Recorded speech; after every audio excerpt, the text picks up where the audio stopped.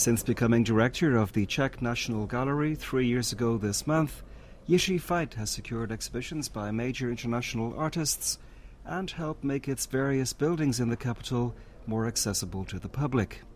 Our tour of his Prague begins at the Convent of St. Agnes of Bohemia on the edge of the old town. It houses the National Gallery's impressive medieval collection and was headed by Jiří Fajt himself in the late 1990s. This is actually one of the most important and magnificent Gothic architecture in the whole, I would even say, Central Europe. Its origin goes back to the late 13th century or mid of 13th century. We are now sitting at the churches of St. Agnes Monastery, which was a double monastery. It had a women's part and a men's part. This church served or had been built not only as a monastery churches, but it served as a burial place for kings of Bohemia and the entire family of them. Do you remember the first time you came here? It must have been sometimes during the 80s when the National Gallery at that time presented here actually the collection of the art of the 19th century.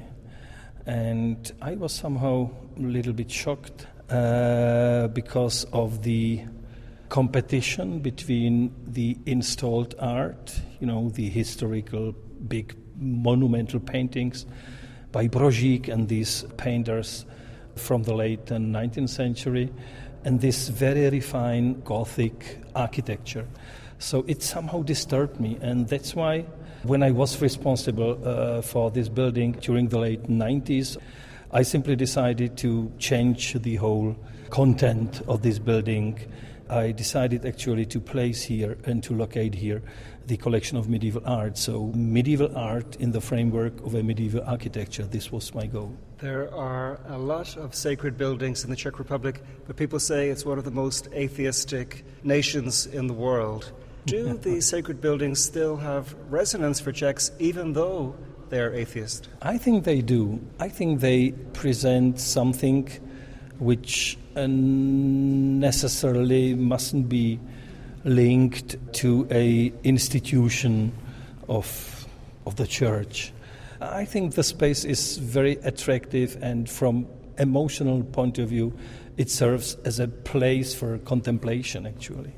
Also, it seems to me you mentioned that the Bohemian kings were buried here, that a lot of Czechs take great interest in that part of the nation's history. I think so, because there are specifically a couple of personalities, of historical personalities, which attracts a great attention of the general public. Let me just mention the personality of Charles IV, who was the emperor of the Holy Roman Empire in the third quarter of the 14th century. At that time, Prague became to be actually a capital of the whole continent, and with the court of the Emperor Charles IV and inviting or attracting a lot of people coming here. Prague at that time was a melting pot actually of Europe, and you can actually recognize this watching the collection in the first floor here, because we have one of the most important and from the quality point of view the best painting of that time in this building and in the collection of the National Gallery, because of Charles IV. The next stop in our brief jaunt around Jiří Fajt's Prague is at a small green area on the street U Lužického Semináře in the beautiful, if touristy, Malá district.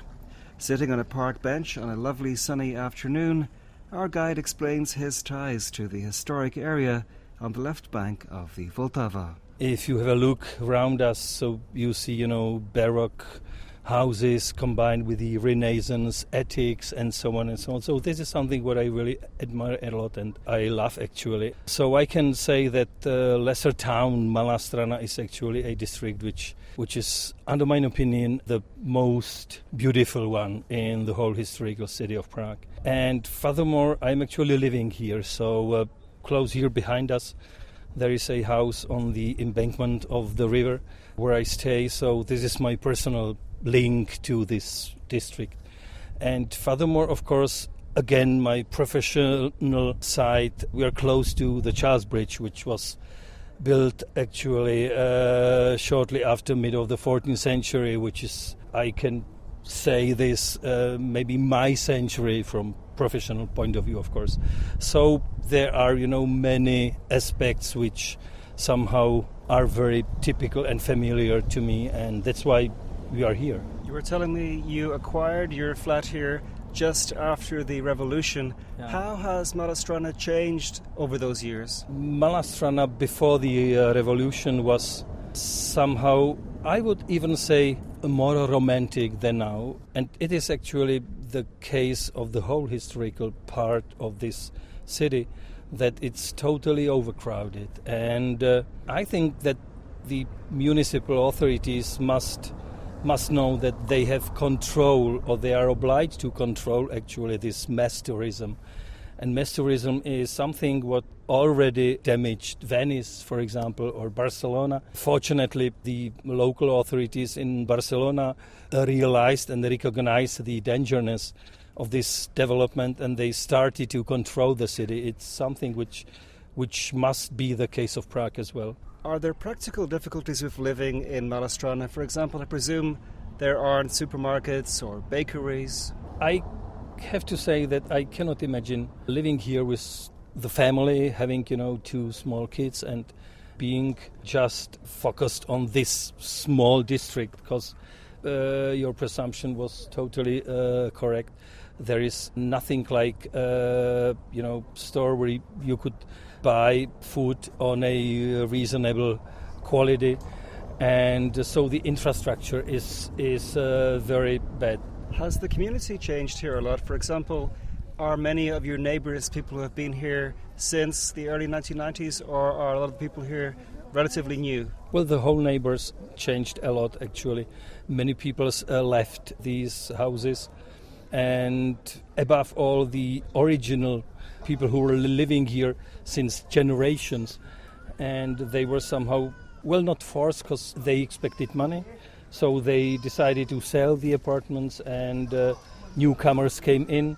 We experience now a great number of, new rich people who are not really spending time here in their apartments. They are using it as investment. So the apartments actually more or less are empty, which would be better case actually. The other part is leaving the apartments in order to offer them on the free market as Airbnbs, or for this short-term accommodation, which is totally damaging the whole society which is living here, and it is very disturbing from my point of view. And I think there are many people who would agree that this is something which actually is very dangerous for the whole city, because the people who come to Prague, they would love to see a normal life here.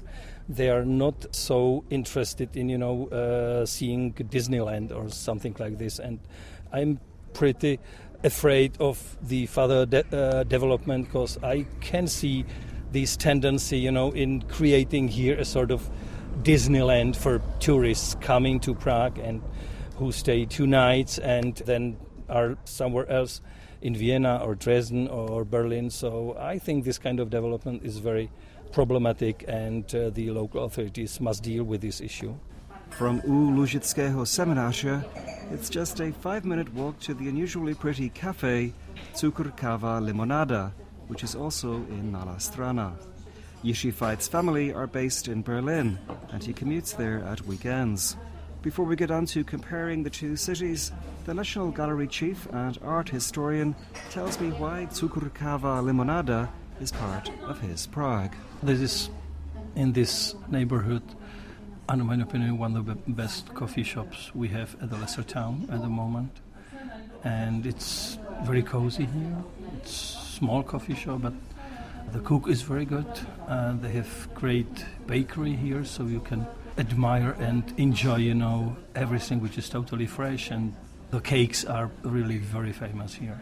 The cafe has a lot of elements you'll find in other Prague cafes, like, for example, the blackboard with the chalk. Yeah. But what it has that's different is the ceiling here. Do you know if it's original, this painted ceiling? Yeah, this is original ceiling, wooden, painted in the 17th century, so late Renaissance ceiling, which was so widely spread in the whole historical part of the city. Specifically, Lesser Town was well known for the usage of this kind of ceiling. So this is very typical part of every interior in the Lesser Town, or was typical part.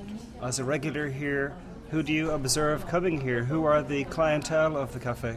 Well, you can meet here more or less local people, but of course many tourists who are just, passing by and coming in and enjoying very nice coffee and their cakes. So it's a very reasonable mixture of both. I think I was first in this place when it was relatively new. My guess is maybe 10 years ago.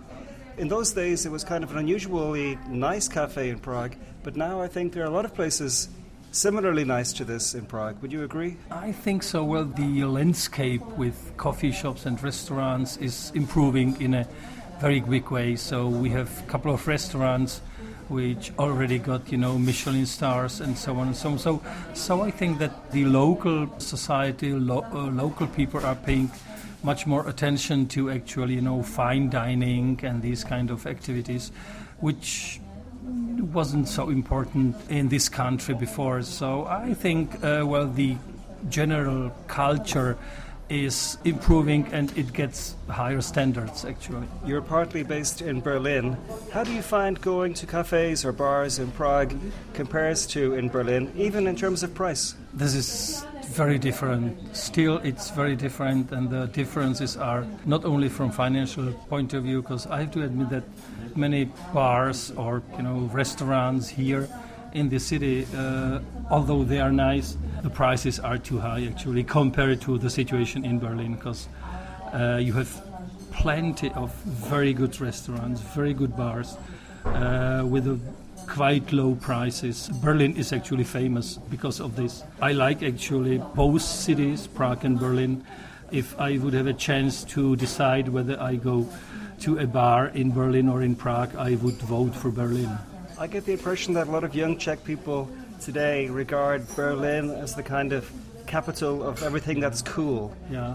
Do you think that Berlin is in some ways influencing Prague? I think there are a lot of people who are watching Berlin as a model actually for what's happening here in Prague. I think actually it's a wrong way, because we are different. Prague is different. Prague is a historical city, which is not the case of Berlin, and the urban situation there is totally different. So I think Prague should do its best in order to develop its own strategy, its own culture, its own way of living, because this will be something which will attract much more people than creating here second Berlin. Who is interested in second Berlin? I wouldn't do so.